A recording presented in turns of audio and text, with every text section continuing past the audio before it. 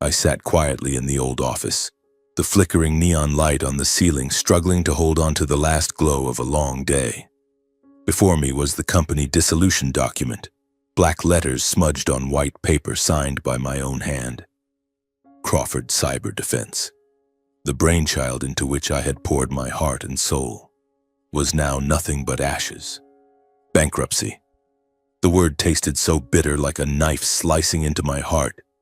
My hand trembled as I set down the pen, the ink not yet dry while my soul had already turned ice cold. How could I have imagined that just 3 months earlier, everything was still perfect to the point where I wondered if life was playing a joke on me? Let me start from the beginning, from the days when I was still Skylar Crawford, 36 years old, CEO of a leading cybersecurity company. 3 months ago, I was praised as an icon of the new generation of leaders. Calm, humble, disciplined, and always faithful to professional ethics. These were the compliments the press bestowed upon me. Back then, I felt invincible. My life was like a perfect painting, a solid career, a spotless reputation, not a single blemish. I had a beautiful wife, Iris, and an obedient son, Alan.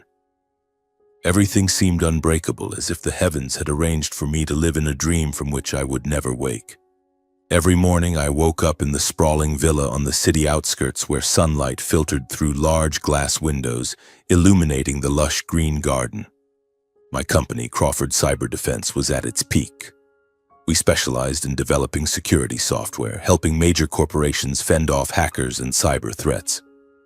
Revenue soared, stock prices rose, and I was invited to speak everywhere. I lived with discipline, waking at 5 a.m., jogging, reading, then diving into work. And I believed in professional ethics, never cutting corners, never stealing anyone's ideas. That was my life principle, and I thought it was what brought me success. But life, it turns out, is not always so fair. Disaster struck, swift as an unexpected storm. It was a Wednesday afternoon during a meeting with the executive board. My phone rang and my secretary's voice trembled. "Sir, there's a letter from the court." I opened the envelope and the world around me seemed to stop. The company was accused of financial fraud and stealing software source code from a competitor. The allegations hit like thunder. Someone had slandered us, presenting fabricated evidence that we had copied technology from another firm. I knew it was a lie. We had never done such a thing. But the evidence they produced was too detailed, too convincing. My heart pounded, cold sweat breaking out. "This is a conspiracy," I whispered to myself, but who? Why? The following days were hell. The press swooped in like vultures, splashing sensational headlines. CEO Skylar Crawford, from hero to fraud. Public opinion erupted, clients began canceling contracts. I ran around frantically, hiring the best lawyers, trying to prove our innocence. But our rivals were stronger, with connections, and their evidence was crafted too cleverly. I suffered endless sleepless nights lying beside Iris while my mind spun. "You'll get through this," she comforted, but her voice sounded distant, as if she were preparing for the worst. The litigation dragged on for weeks, each day a battle. I sat in the courtroom listening to the opposing lawyer lay out accusations, my heart constricting. Witnesses were brought forward, fake emails, distorted financial transactions. I tried to defend myself, recounting the journey of building the company from nothing, the ethics I had always upheld. But courts do not always follow the heart. In the end, the verdict came. We lost. The company was forced into bankruptcy, my personal assets frozen. I stood there in the packed courtroom, feeling the sky collapse. How could this be? What had I done wrong? Tears rolled down my cheeks, but I held them back, not wanting the public to see me weak. The day the villa was sealed was the darkest. I returned home, the car stopping at the large iron gate, and saw enforcement officers pasting seals on the doors. My heart ached sharply. This was the home Iris and I had built together, where Alan played joyfully. I stepped into the living room, the air heavy with dread. And then Iris appeared in the middle of the vast space, a small suitcase beside her. She looked at me, eyes full of disappointment, as if I were a stranger. "Iris, what's going on?" I asked, voice trembling, though deep down I already knew. She placed the divorce papers on the polished wooden table, the sound of paper hitting the surface like a second verdict. "I can't go on, Skylar," she said, voice cold but with a slight quiver. "I can't live in poverty like this. The public pressure is killing me. I can't stay with you when you have nothing left." Her words cut into my heart like a knife. I stood frozen, looking at her, the woman I had once loved passionately. Iris had always been pragmatic, fame-hungry, I knew that, but I never expected her to waver so easily. We had overcome so many hardships together, from the early startup days to the company's growth. "Think again, please," I pleaded painfully, voice choking. "Remember the hard times we faced before. For Alan, our son." I stepped forward, trying to hold her hand, but she shook her head, eyes cold as ice. Without a word in response, she pulled the suitcase and turned away. The door slammed shut, leaving the house cold and me, a failed man, standing alone in the empty living room. Her footsteps faded, and then only Alan's sobs came from upstairs. The boy ran down, eyes red.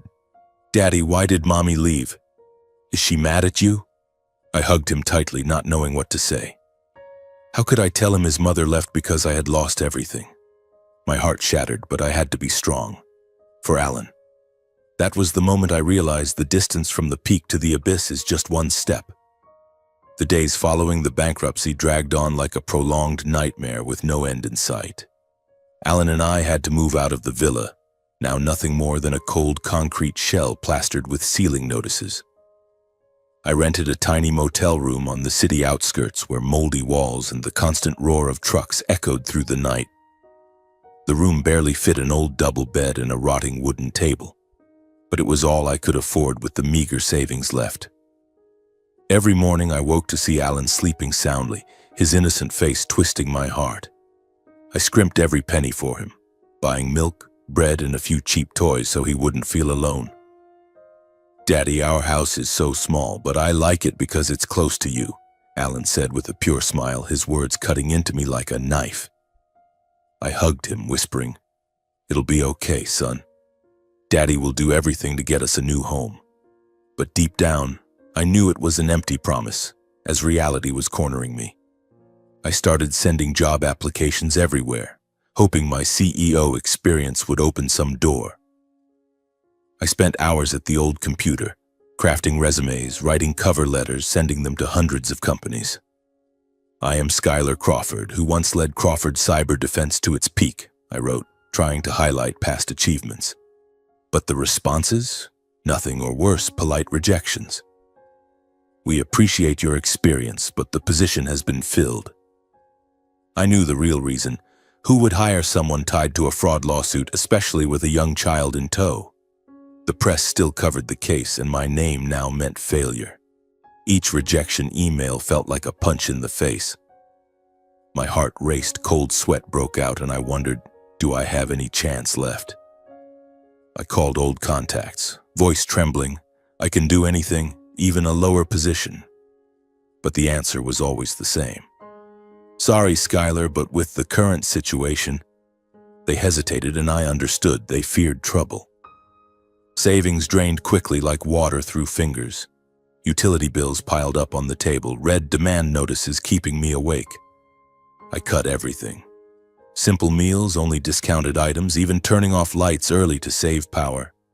Eventually, I sold my personal laptop, the last tie to my career, just to cover another month's rent. At the peak of despair, I thought of my parents, Vincent and Sylvia Crawford. They lived in a lavish villa in upscale Westfield, where I grew up amid high society parties and harsh lessons on power. My father, Vincent, 64, was a shadowy financial magnate with widespread political influence. Cold, ruthless, he valued reputation above all. My mother, Sylvia, 61, was strong and cunning, always controlling everything around her. There had never been true warmth between us. They cared more about the family name than their children's feelings. But now, exhausted, I had no choice. Maybe they'll help for blood, I told myself, though deep down the hope was fragile as a thread. I drove the old pickup to Westfield. The road was long, cold wind whistling through the cracked window. my heart pounding.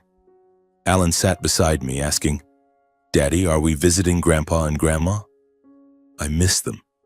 I nodded, forcing a smile. "Yes, son. They'll be happy to see you." But memories flooded back. Father yelling over low grades, mother manipulating me into finance instead of tech. I took a deep breath as the car stopped at the large iron gate, the villa emerging with its lush garden and sparkling pool.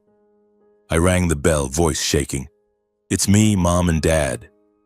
The gate opened and I stepped in, clinging to a flicker of hope they would embrace me. The vast living room with luxurious furniture and faint perfume. My father sat brooding behind a financial newspaper, not looking up. He was the same. Silver hair, sharp features, exuding authority. "You're back," he said, voice low and cold as steel. "I know everything. And let me tell you, a Crawford is not allowed to fail." His words froze me. I tried to explain, voice choking. "Dad, I just need a small loan to care for Alan, your grandson." I looked at him, hoping for softness. But Vincent angrily threw the newspaper on the table, the sound echoing. "A loan? Do you think I'm a bank? You've soiled the family name. The Crawford name is now a public joke. What does the press say about you? Fraud, theft. You're this family's disgrace." His voice dripped contempt, eyes blazing. My heart pounded, suspense building for a sign of mercy, but none came. Sylvia descended the stairs, elegant in a flowing dress, face perfectly made up. She glanced at Alan, hiding behind me, then turned to me, voice icy. "This isn't a daycare, Skylar. Everyone faces their own consequences. You chose your path. Now bear it." I stood frozen. Vincent pulled a few dollar bills from his wallet, tossing them on the table like alms to a beggar. "This is enough to keep you from begging on the streets. Now leave." He turned and went upstairs, leaving me alone in the cold room. I wanted to refuse, to shout I didn't need pity, but thinking of Alan, hungry, needing a hot meal, I abandoned pride. Hands trembling, I bent to pick up the money, humiliation surging like a wave. I left the house where I grew up, glancing back one last time, the villa still grand but now a prison of memories. I took Alan's hand, walking in silence, carrying the feeling of being abandoned by my own blood. 2 weeks after being abandoned by my parents, our lives plunged into true hell. The few dollars my father had tossed at me like charity were long gone. I tried to stretch our stay in that moldy motel room, but the landlord wouldn't wait. "You have to leave. If you don't pay, I'll rent it to someone else," he said over the phone, his voice as cold as a death sentence. I stood in the middle of the room looking around, a few old clothes, a cracked suitcase, and Alan's cheap toys. That was all that remained of our lives. My hands trembled as I gathered those meager belongings, stuffing them into the old pickup truck, the only home we had left. Alan stood beside me, his big eyes staring. "Daddy, where are we going now?" I lifted him into the truck, forcing a smile. "We're going on an adventure, son. It'll be fun." But my heart pounded, gripped by invisible fear. How will we survive? No roof, no money, just each other and despair gnawing away day by day. By day, I drove around the city, hustling for work like a wanderer. The truck screeched with every acceleration, black exhaust belching behind, but I didn't stop. I pulled up at cafes, repair shops, even construction sites, clutching my crumpled resume. "I have management experience, but I'm willing to do anything," I pleaded with shop owners. They looked at me, then shook their heads. "Sorry, we're not hiring." Or worse, "You're Skylar Crawford, right? That lawsuit. We don't want trouble." Each rejection was a stab, tightening my chest. I drove on, sweating under the harsh sun, mind spinning with questions. Will anyone give me a chance? Or is it all just a delusion? Alan sat in the passenger seat, doodling on scrap paper to cheer me up. "Daddy, I drew our new house," he said, and I held back tears, pretending to smile. "It's beautiful, son." At night, we slept in the truck, covering ourselves with an old jacket to fend off the cold. I parked on quiet streets, avoiding police stares. Cold wind whistled through the cracked window, and Alan curled up in my lap, breathing steadily. But I couldn't sleep. I lay there staring at the dark ceiling, listening to rain pattering or trucks rumbling by. The pain from the bankruptcy, Iris leaving, my parents' rejection, all crashed over me like waves. I remembered nights in the warm villa, Alan asleep in his own room, Iris whispering about our future. Now, it was all distant memory. I have to be strong, I told myself, but my body was exhausted, my spirit drained. Each night was a battle with fear. What about tomorrow? What will Alan eat? I waited tensely for dawn, but dawn only brought more despair. The boy still tried to smile whenever I looked, like a little angel in hell. "Daddy, what are we eating today?" Alan asked, eyes sparkling. I fell silent, guilt tearing at me for failing to protect him. How could I, a father, let my son suffer like this? Each morning I bought a cheap loaf of bread from a roadside shop, splitting it with him. "Eat up, son, it's delicious," I said, but the bite stuck in my throat. Alan devoured it, grinning. Watching him, I vowed to rise, to be strong. But the harder I tried, the deeper reality pushed me down. Interviews failed one after another, pocket change down to a few coins. I sold my old watch, Iris's birthday gift, to buy gas and food. "It'll be okay," I consoled myself, but fear grew, a shadow enveloping everything. Then one stormy night, disaster struck unexpectedly, stopping my heart. We were parked on the roadside, rain pouring like a waterfall, thunder echoing. Alan suddenly groaned, body burning. "Daddy, I'm so hot," he whispered, eyes dazed. I touched his forehead, panic surging. "High fever." My heart raced, hands shaking as I held him. I drove through the rain to the nearest ER, water streaming down the windshield. Arriving, I carried Alan inside, clothes soaked and clinging. The hospital was brightly lit. The doctor examined quickly. "Viral fever, needs medicine and monitoring." Then the bill, numbers that stunned me. I rummaged through my pockets, enough only for the cheapest fever reducer. "This is all I have," I said, voice trembling, humiliation and helplessness flooding me. The doctor looked at me with pity. "Take him home to rest." For days we sheltered in the truck, Alan's fever unrelenting. I gave him medicine, wiped him with damp cloths, but he breathed heavily, face flushed. No proper food, just stale breadcrumbs and money gone. I sat beside him, watching him delirious, fear overwhelming that I might lose him forever. "Don't leave me, son," I whispered, tears streaming. Memories flooded. Alan's birth, Iris holding him happily, afternoons playing in the garden. Now it all seemed about to vanish. My heart pounded with every whimper, suspense waiting for a miracle. I tried calling old friends, but the phone flickered and died, battery dead. I sat in silence, darkness and despair closing in. Nearly broken, I slumped over the steering wheel, tears uncontainable. Rain fell, pattering on the roof like fate's drum. "Why is God testing me like this?" I sobbed silently, body shaking from cold and exhaustion. Suddenly, headlights flashed in the rearview mirror. A luxury car pulled up, engine purring amid the storm. My heart raced. Who? Trouble or salvation? A woman in a raincoat approached, tapping the window. I rolled it down, rain splashing my face, and looked, middle-aged, resolute yet warm eyes like a light in the dark. She glanced at me, then at Alan, delirious in the back. "I'm Clara," she said, voice calm over the rain. "Housekeeper for Mr. Jax Preston. He's dying and he wants to see you, Skylar Crawford."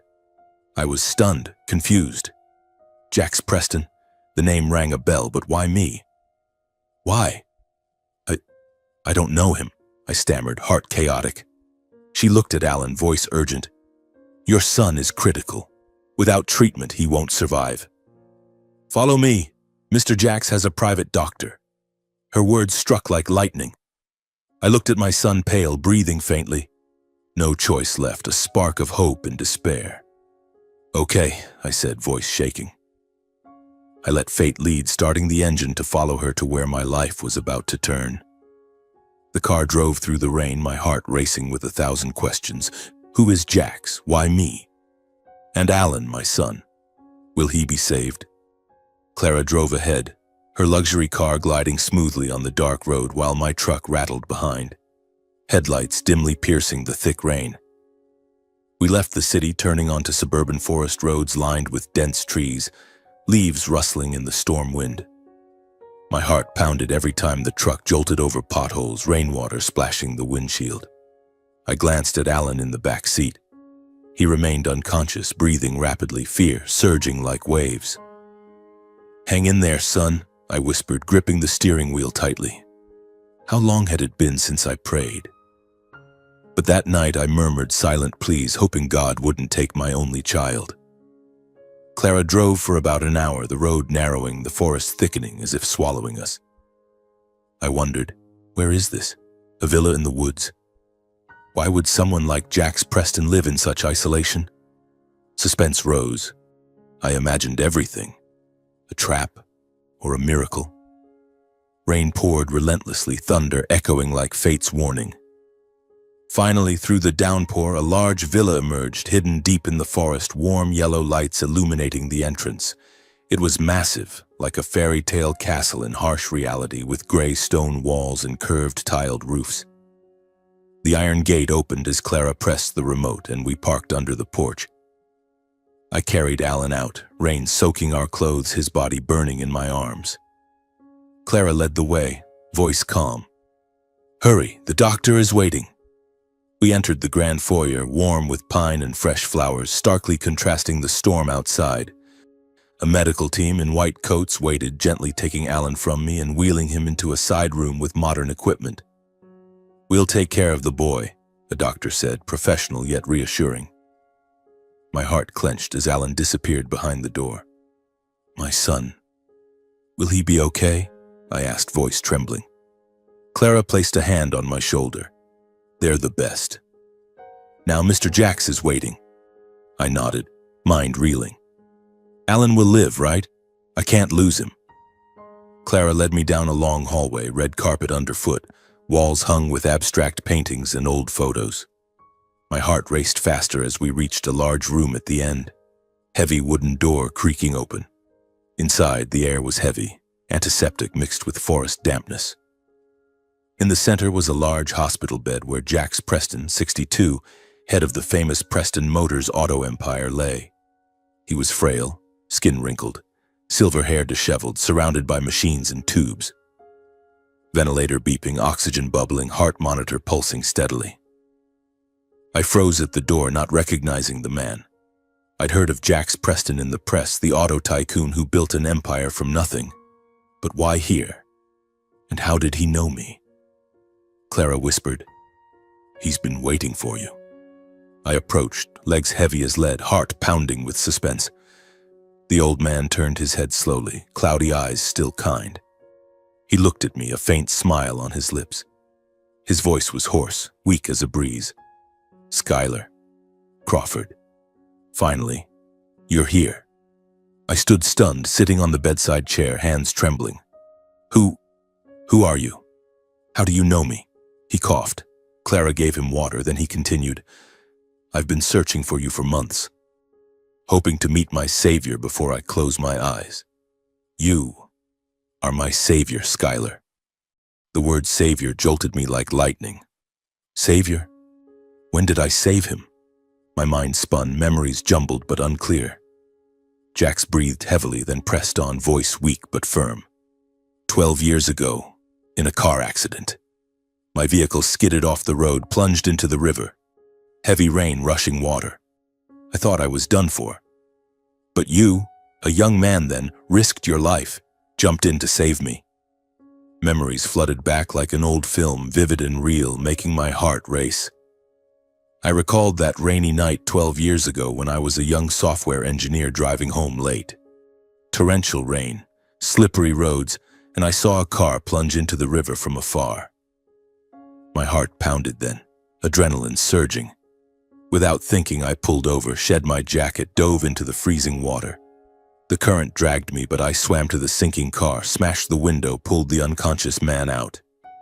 He was heavy, lungs flooded, but I fought to shore, performed CPR until he revived. Then I rushed him to the nearest hospital, stayed until doctors confirmed he was stable, and quietly left. I thought it was just the right thing, a humane act in the dead of night. Now sitting by his bed, I looked at Jax, and everything clicked. His face, though aged, still held familiar features from that night. "It was you?" I whispered, voice choking. "I didn't know. I just saved a stranger." He smiled faintly. "Yes, and you saved my life, Skylar." I sat there, gripping the chair, emotions surging like waves. Tears rolled down my cheeks, not from sadness, but overwhelming shock and feeling. For 12 years, I never imagined that act had changed someone's life so profoundly. Jax continued, voice hoarse but emotional. "After the incident, I woke in the hospital remembering little. But then I discovered my company, Preston Motors, was being sabotaged by rivals. They plotted to seize everything, from shares to technology. That accident wasn't random. It was part of a plan to kill me and cover tracks." His words stunned me. Suspense rising, I asked, Who did it?" He sighed, eyes distant. "Greedy industry players. They hired someone to tamper with the brakes, causing the skid. Without you, I'd have died in the river, and Preston Motors would be theirs. But thanks to you, I survived, uncovered the truth, and fought back. I investigated, sued, and won. All because of you, Skylar." I listened, heart racing with every detail. He spoke of the aftermath, hiring detectives to find me, knowing only I was a young man in an old pickup. It took years, but recently terminally ill with late-stage cancer. He intensified the search, finding me through recent lawsuit records. "I know you're struggling," he said, voice fading. "Bankruptcy, lost your wife, abandoned by family, but you deserve better. That's why, before I die, I want to meet you one last time. To thank you and repay you." His words cut into my heart. Repay. I wanted nothing, only Alan's health.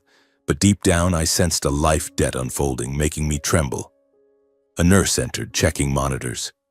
"You need rest." Jax nodded, eyes still on me. "Tomorrow. We'll talk more."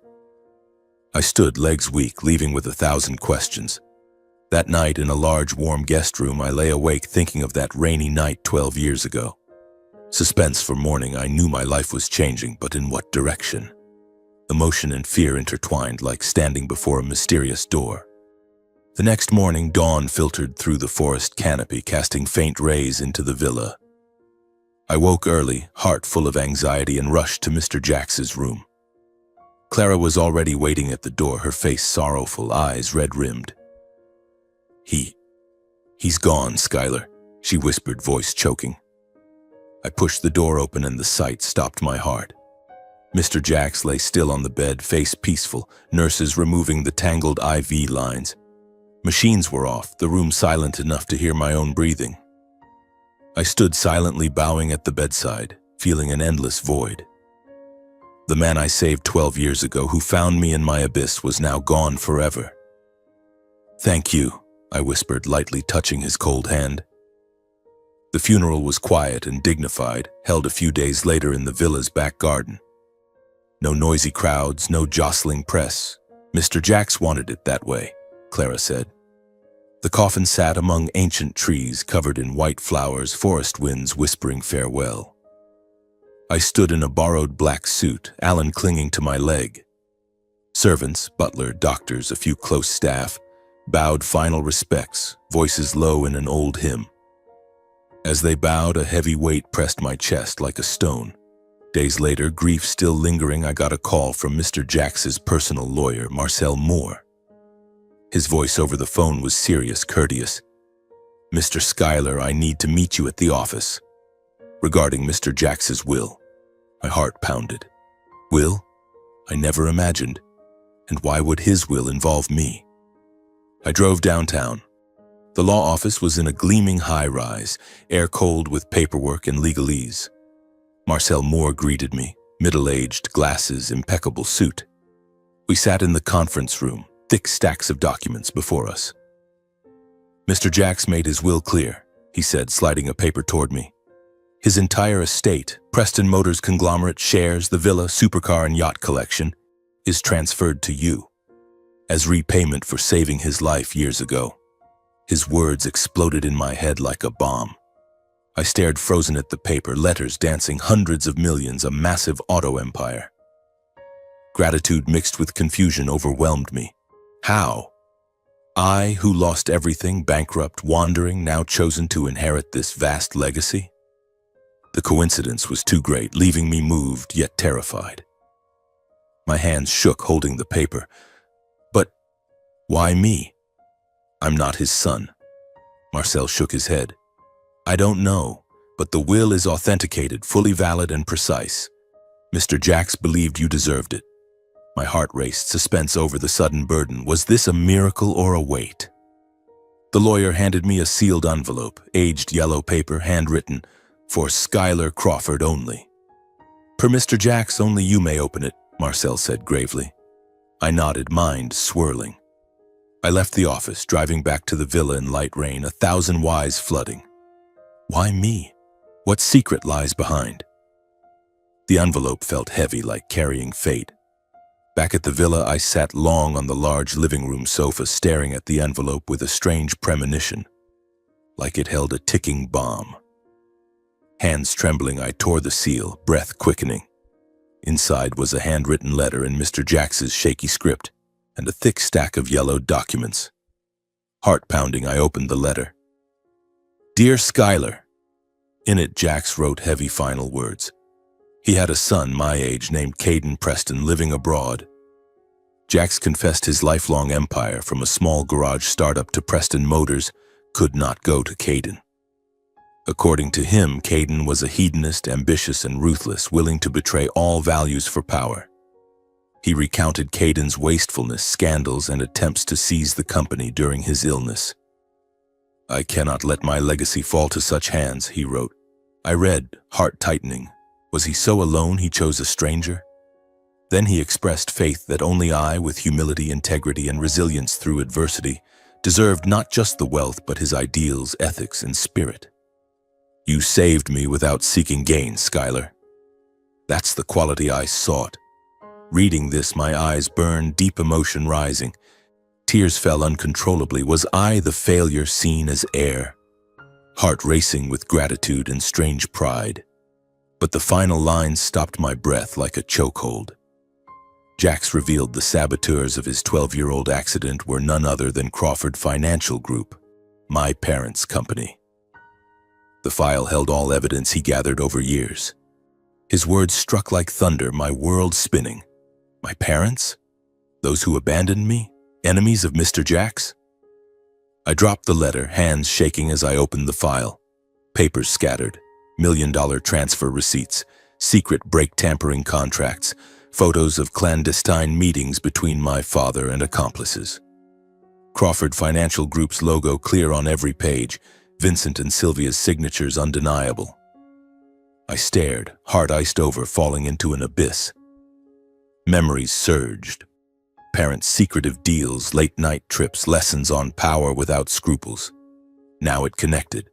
The accident was their plot to seize Preston Motors. In the letter's end, he wrote he could have turned evidence over, sending Vincent and Sylvia to prison. But learning his savior was their son, he chose silence. I didn't want you to suffer more, Schuyler. I leave it to you, to decide if justice or forgiveness prevails. His words weighed like a burden on my chest. I collapsed to the floor, feeling the world crumble again. The man I saved was my own parents' victim? My parents, who birthed me cold but blood, now villains? In the days that followed, my son and I lived in Mr. Jacks's mansion, now officially mine under the will. The vast villa deep in the suburban forest with luxurious rooms, soft beds, and a lush garden like a resort. Alan excitedly ran around exploring the gleaming supercar garage or outdoor pool. Daddy, our house is like a castle, he shouted every morning, eyes sparkling. I smiled at him, but the smile was forced, for I suffered sleepless nights. I lay on the king-size bed, silk sheets enveloping me, but my mind spun like an unending storm. The evidence file was locked in the safe like a time bomb, and every time I closed my eyes, I saw it. Receipts, photos, my parents' signatures. I tossed and turned, cold sweat breaking out, heart pounding. What should I do? I asked myself hundreds of times. Clara, the loyal housekeeper, brought herbal tea each evening. Sir, rest. Mr. Jacks trusted you to decide right. But what was right? I paced the dark hallway, staring into the black forest, memories flooding.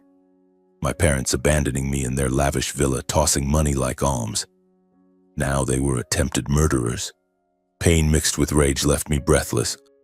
I knew handing over Mr. Jacks's evidence would bring justice. My parents arrested, the Crawford empire crumbling, Mr. Jacks at peace. But the cost was my own blood. They were my parents, cold and ruthless, yet they raised me, taught me the harsh world. Closing my eyes, I saw two opposing images. Justice. Mr. Jacks smiling serenely, Preston Motors revived ethically. Filial duty. Aging parents in prison, vacant eyes, and me, betrayer of kin. My heart twisted, torn in two. One morning, forest sunlight filtering through windows, I breakfasted with my son in the grand dining room. Polished walnut table set with toast, fresh fruit, fragrant coffee prepared by Clara. Alan grinned, smearing jam on his face. Daddy, let's swim today. I nodded, trying to forget worries, but noise erupted from the foyer. Main door slammed open, frantic footsteps. My heart pounded, suspense rising. Who? I stood shielding Alan as a man my age burst in, flanked by a black-suited lawyer and burly bodyguards, faces stone cold. Tension crackled like a bomb. Clara rushed in, panicked. Sir, they forced entry. I called security. But the man didn't stop, storming the dining room, face flushed with rage, eyes blazing. He halted at the table, slamming a crumpled will copy down with a resounding thud. I'm Caden Preston, he growled, breathing heavily. Jacks Preston's only son. And who are you? Some nobody daring to steal my father's fortune? My heart raced. I recognized him. Mr. Jacks's son, described in the will as ruthless and ambitious. He was about 35, slicked back hair, expensive shirt unbuttoned, reeking of alcohol. I stood, eyes cold, fists clenched under the table. Mr. Preston's will is clear, I said calmly, though my heart drummed. He insulted not just me, but the deceased's memory, Mr. Jacks, who trusted me over his own flesh. Alan hid behind me, scared. Daddy, is the man angry? I stroked his hair, whispering, It's okay, stay put. Caden stepped closer, jabbing a finger at my chest, alcohol breath stinging. You manipulated my dying father into signing. A failure like you, bankrupt, homeless, how dare you claim the Preston legacy? You're just a lucky parasite, no Preston blood, no right to inherit. His words cut like knives, boiling my blood.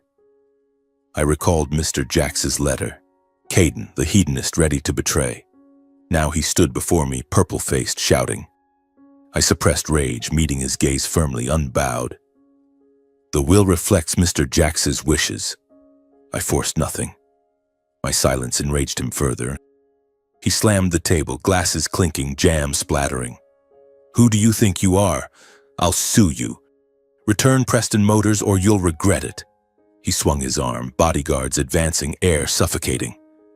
My heart raced, suspense for a punch or threat. I refused, voice resolute. I won't yield to slander. This is my home by law. Leave or I call police. Caden sneered, eyes sharp. You'll regret this. He turned, signaling lawyer and guards, storming out with pounding steps. The confrontation ended in choking tension, leaving the dining room deathly silent. Clara rushed in, worried. Sir, are you okay? I nodded, hands still shaking. Days later, Caden sued and a media storm hit. Social media and press overflowed with lies targeting me. Skylar Crawford, con man seizing Billionaire's estate. Sensational articles, stolen photos, vicious comments. He exploited a dying old man. I read each line on my phone, heart constricting, but stayed silent, letting truth speak. For silence was sometimes the only way to protect honor.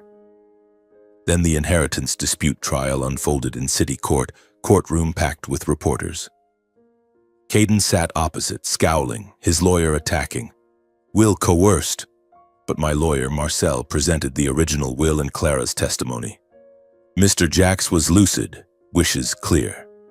Clara affirmed, he chose Skylar out of trust. I sat, heart chaotic, suspense for the verdict. Caden yelled, he's a fraud. But after reviewing all documents, the judge banged the gavel. Will valid. Skylar Crawford prevails. All assets, Preston Motors, and control were mine. Caden lost, penniless, leaving with a venomous glare and whispered threat. You'll pay. My heart raced, knowing this wasn't the end. The price of conscience now included Caden's revenge. I returned home, hugging Alan, but my heart was heavy.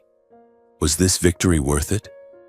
A week after the trial, as I tried to settle into my new life, everything seemed to fall into place.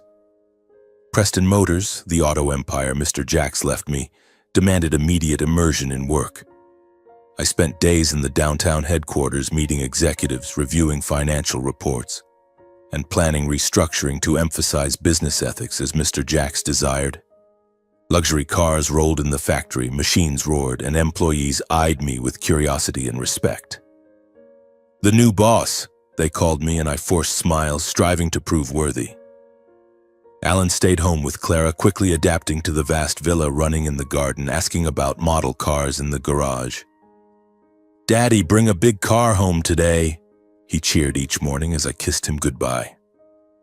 I hugged him, his familiar hair scent warming my heart, but deep down, Caden's shadow loomed. He lost the suit, penniless, and his threat, you'll pay, echoed like a curse. One late evening, after a long shareholder meeting, I drove back to the villa through suburban forest darkness. Headlights lit the winding road, cold wind whistling through the window, fatigue overwhelming. The meeting succeeded, new contracts signed, stocks rising. But my mind churned over the evidence file on my parents. Should I burn it? I wondered, gripping the wheel. But returning to the villa and entering my study, the sight froze my blood. The door was forced open, hinges bent from a kick. Papers scattered the floor, books tumbled, drawers pried, furniture chaotic like after a storm. I rushed in, hands shaking, checking the locked safe in the corner, where I hid the envelope with Crawford Financial Group's crimes. Lock broken, safe open, envelope gone. My heart stopped, cold sweat breaking out, mind spinning. Impossible. Who? How did they know? I collapsed to the floor, head in hands, memories flooding. Receipts, photos, proof my parents staged Mr. Jax's accident. Now in unknown hands, fear surged like waves. Alan, I shouted, running to find him. Clara appeared in the hallway, face pale. I bombarded her. Who entered my room? What happened? Trembling, she recounted. It was Caden, sir. He arrived hours ago with bodyguards, making a scene. I said you were in an important meeting, but he ignored me. He stormed upstairs into your room, smashing everything. I heard glass breaking, papers flying. I wanted to call you, but feared interrupting. I waited for your return. Her words struck like lightning, leaving me stunned. Caden. He broke in, took the file. Heart racing, suspense over his plans. Why not call police? I asked sharply. Clara bowed. He threatened harm to Alan if I did. I was scared. I hugged her. It's okay, you did right. But rage and fear boiled. Caden started his revenge, the file now his weapon. A week later, as things seemed calm, disaster hit via TV. I sat in the villa living room after dinner, Alan asleep on the sofa. I turned on the evening news, sipping wine. Then the screen showed a sight that stunned me. My parents, Vincent and Sylvia Crawford, escorted by police from their Westfield mansion. Father, silver hair, disheveled, gaunt face, hands cuffed. Mother, wrinkled dress, weary and vacant, avoiding cameras. Reporters shouted, "Power couple arrested." I couldn't breathe, wine glass shattering on the floor, glass echoing. Investigators announced, Vincent and Sylvia Crawford detained for financial crimes, bribery, money laundering, and attempted murder, specifically Jax Preston's 12-year-old accident. Reporter detailed, Evidence includes transfer receipts, secret contracts, clandestine meeting photos. It was Mr. Jax's file, heart-constricting, suspense rising with the next shock. The accuser was Caden Preston, victim's son, who submitted the documents. Caden Preston claims justice for his father, the reporter said, showing him smiling for cameras. Hearing this, I was shocked yet unsurprised. Deep down, I knew Caden would retaliate by turning in Jax's evidence. He didn't just take the file to destroy my parents, but to strike my conscience as Preston heir. Media frenzy followed, a whirlwind sweeping everything. Sensational headlines: Crawford empire crumbles, finance tycoon arrested for murder plot. Parents' photos viral, vicious comments: "They deserve it." Shareholders withdrew en masse. Crawford Financial Group stocks plummeted. Partners canceled contracts. I watched via computer, heart hollow as a void, though my parents treated me harshly in hardship, abandoning, scorning, they birthed and raised me. Now their empire crumbled, and I, their son, watched helplessly. Caden, goal achieved, quietly left the U.S. Rumors online. Flying to Europe with remaining funds, revenge clear to indirectly topple me. Press dug. Caden Preston accuses father's foes to spite heir. I stood amid ashes of two dynasties, Preston and Crawford, realizing no true winner. Mr. Jax vindicated, but too late. My parents ruined.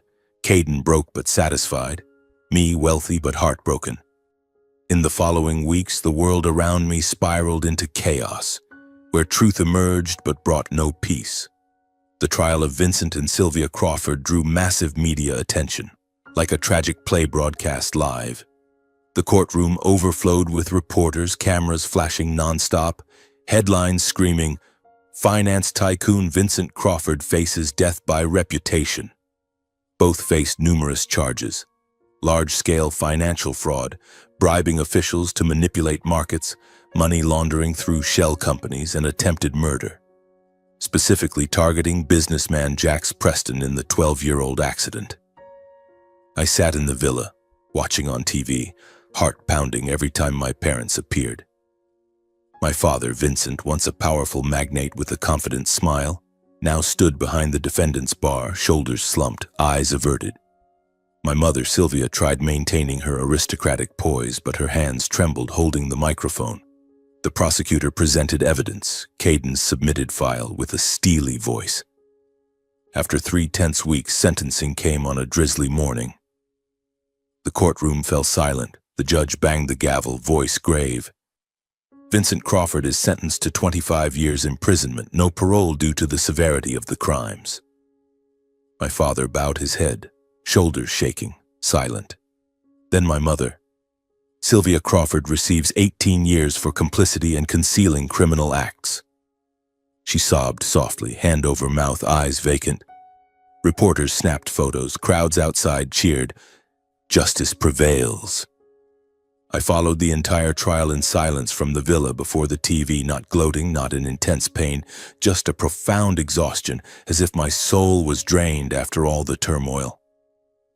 A month later, when forest rain stopped and autumn gold enveloped the town, I decided to visit the northern prison, where my parents were held, to end it all.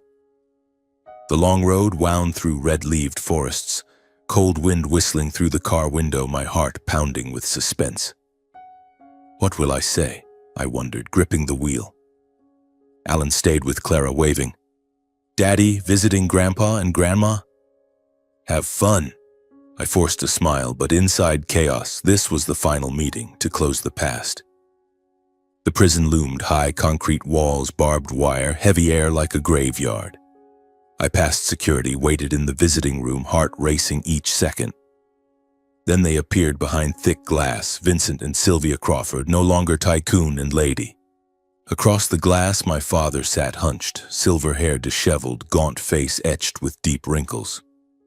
He wore gray prisoner uniform, shoulders stooped, aged decades and months. My mother beside him, skeletal, hands trembling on the table, trying composure but eyes lifeless, empty voids. I stared long through the cold glass, emotions flooding. Pity for their helplessness, anger for their crimes and abandonment, nameless sorrow for a family that once existed. heart constricting, tears welling. "Dad, Mom," I said through the microphone, voice trembling. They looked up, father weary-eyed, mother weakly smiling. I began, voice choking. "I came to end this.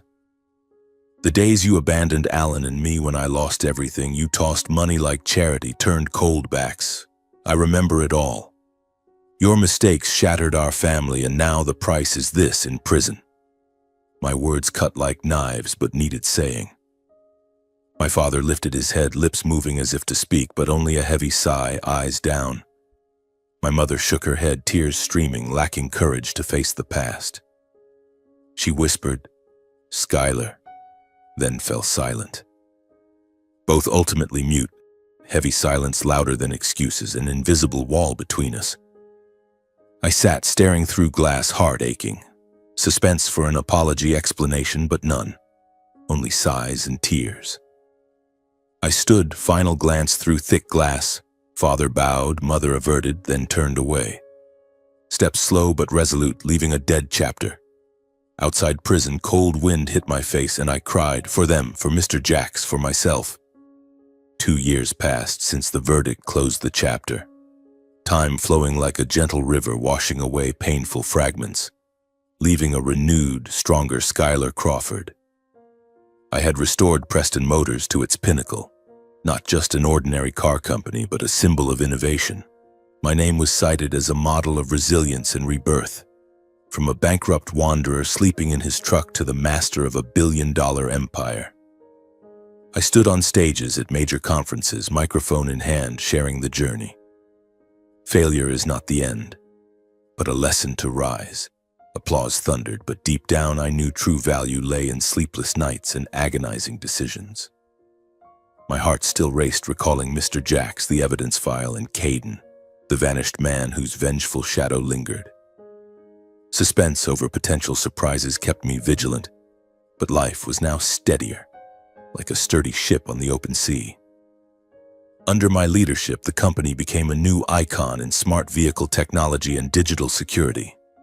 We expanded factories, partnered with tech startups, and launched electric cars with biometric security, fingerprint, facial recognition, even voice analysis to prevent theft. Customers rushed orders from corporations to individuals, and press wrote, "Skylar Crawford is revolutionizing the auto industry, turning cars into safe companions." I traveled everywhere, from the US to Europe, signing deals, attending international auto shows. Beyond work, I devoted most time to Alan, the center of my world. We lived simply in the Preston Villa, vast but using only a few rooms to keep it cozy like a small home. No lavish parties, no flashy cars parading. Just simple meals Clara cooked, with homegrown vegetables and weekend barbecues. Our life stabilized and improved, like a calm river after a storm, with weekend forest picnics, grilling, and storytelling. Alan grew healthy with school friends, and I proudly told him, "You're doing great, son." I thought life was peaceful, but one afternoon, leaving a meeting to head home, everything changed. My heart raced, seeing a familiar car parked at the villa gate, a gleaming silver sedan, license plate etched in memory. "Impossible," I whispered, cold sweat breaking out. Iris's car, my ex-wife who left when I lost everything. Hands trembling as I parked, suspense rising. What does she want, after years of silence? The woman stepping out was Iris, dressed elegantly in a fitted black dress, face meticulously made up, hair perfectly curled. But her eyes showed fatigue, dark circles under powder, as if life hadn't met expectations. She looked at me, forced smile. "Skylar, long time no see." Heart-pounding memories flooded. The day she placed divorce papers on the table, wheeled her suitcase out, leaving Alan and me in the sealed villa. Now she stood at the Preston Villa gate, afternoon sun on her once beautiful face. "Iris, what are you doing here?" I asked, voice calm but inside turmoil. She approached, voice trembling. "You. I was wrong. Life without you is empty. I regret leaving when you were struggling. I want to come back, start over. For Alan, for us." Her words cut like knives, but I listened silently, eyes no longer hurt as before, just calm distance. I knew her reason. Not love, but my success, press praise, Preston Motors empire, wealthy life. She was always fame-hungry, pragmatic, and now, at my peak, she returned. Heart aching, but no longer weak. I refused coldly, voice even. Iris, some doors once closed never reopen. You chose your path, and I learned to live without you. She froze, eyes tearing, clutching her bag. Skylar, please. Reconsider. But I turned, walking inside, gate closing behind her, footsteps fading. In the living room, Alan ran to hug me, big eyes round. Daddy, who was that? I saw a pretty lady. I smiled, ruffling his hair, voice gentle. Just a stranger's son. Now dinner for us? Alan grinned, running for a book, and I sat on the sofa, strangely at peace. I understood, after all, this was the life worth keeping, one built by my own hands and honesty. No Iris, no painful past, just Alan and the future ahead. Suspense for what life might bring, but now I was ready, strong and free. In the spring of the 3rd year since all the trials ended, my life turned a new page, calmer yet still meaningful. The suburban forest rains gave way to gentle warmth, flowers blooming in the villa garden, the breeze carrying fresh earth scent like a reminder of rebirth. I devoted much time to charity and teaching at business ethics seminars, things I never imagined doing. Preston Motors remained the pillar, but I no longer buried myself in work to escape. Instead, I chose to repay life by helping others. Each week I flew to universities or small conferences, standing before young students or emerging entrepreneurs, sharing my journey. Ethics is not a burden, I often said, voice warm and steady, but the foundation for a lasting empire.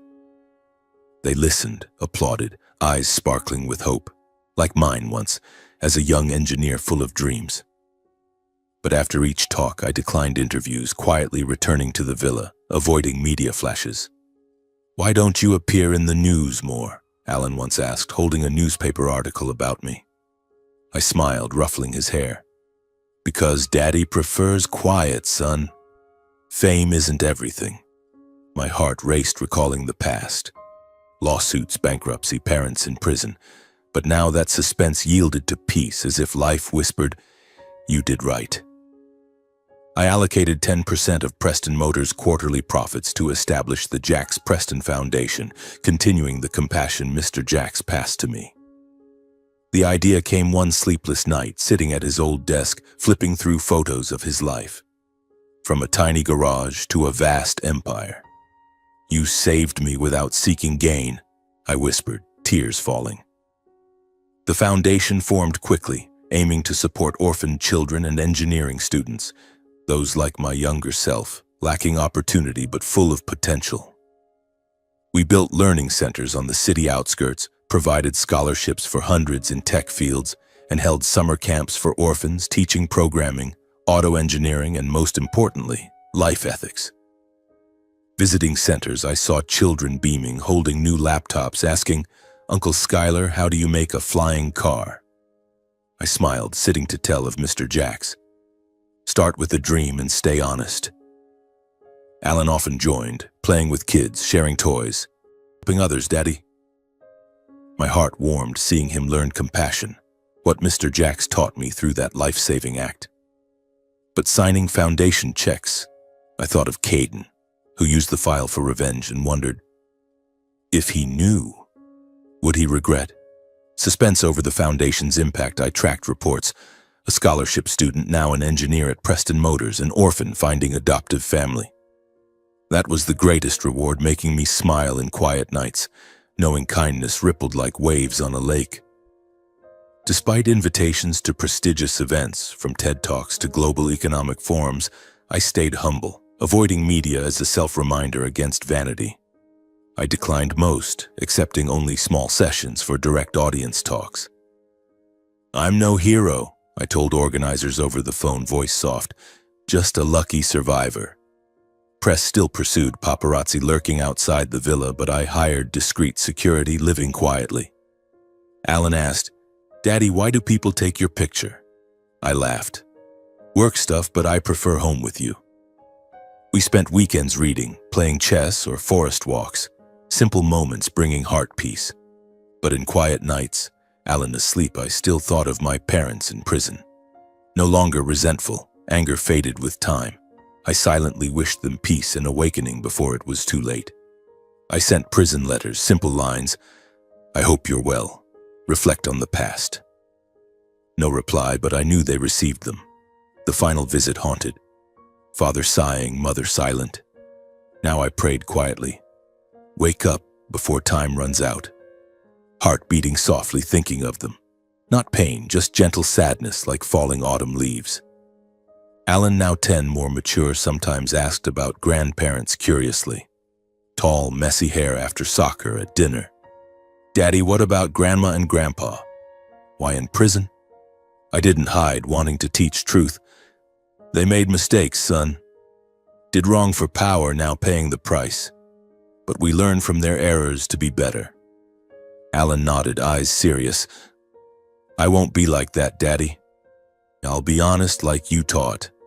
His words cut sweetly, making me hug him tight, tears welling. We talked more about life. Mr. Jax's rescue, Iris leaving, Caden's revenge. "Life isn't fair, but you choose how to live," I said, voice warm. Alan listened, then drew. "Our family.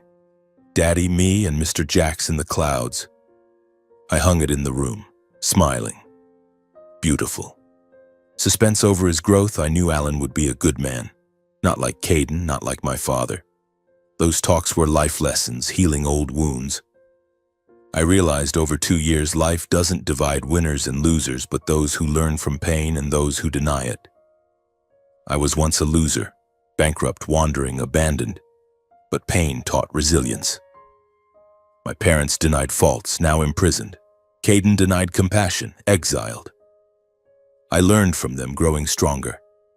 "Life is a lesson," I whispered each morning, gazing at blooming garden flowers.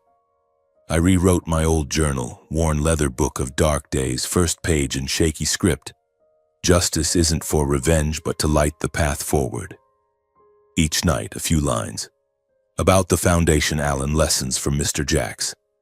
Today, a scholarship student cried thanks. That's true justice. The journal became a companion for reflection, and one day I'd leave it for Alan. Those who once saw me as failure, old friends, former partners, now viewed me as living proof of kindness and faith's power. They called, "Skylar, you did it." I invited them to the villa, shared coffee, but stayed humble. Just luck. Press wrote, "Skylar Crawford, from abyss to peak through compassion." But I only smiled. True victory was looking back without hating anyone. No hate for Iris leaving, Caden's revenge, parents' crimes. Just acceptance, moving forward, heart lighter, burdens lifted. One windless afternoon, golden sunlight enveloping the back garden, Alan and I planted a tree, a small oak he chose from the nursery. Alan shoveled dirt diligently. "Daddy, will this grow like Mr. Jax?" I smiled, kneeling beside. "Yes, if we care for it." Everyone needs a place to start over, sometimes in their own heart. We filled soil, watered, and Alan cheered, "My tree!" I hugged him, gazing at the lush garden where Mr. Jax once walked, feeling peace. Sunset fell, sky reddening, breeze carrying flower scent. I looked up, smiling serenely. My life was no longer tragedy, but a journey of a man rediscovering true justice, faith, and kindness.